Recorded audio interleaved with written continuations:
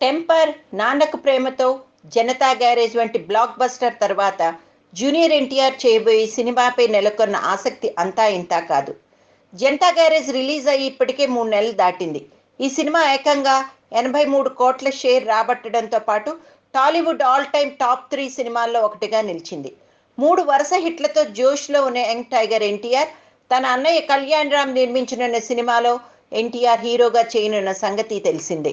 ఈ సినిమాలో ఎన్టీఆర్ 3 పాత్రల్లో కనిపించబోతున్నాడనే మ్యాటర్ లీక్ అయింది.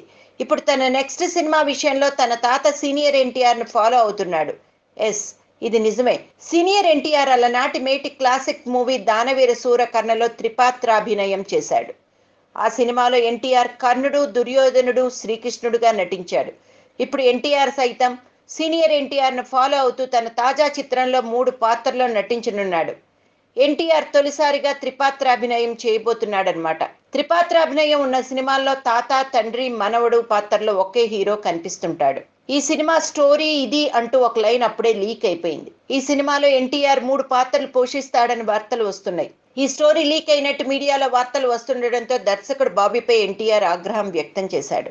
సినిమా సెట్స్ మీదకి వెళ్లకుండానే ఇలా స్టోరీ లీక్ అయితే కనీస జాగ్రత్తలు తీసుకోవాలి కదా అని ఎన్టీఆర్ బాబీపై మండిపడ్డాడట.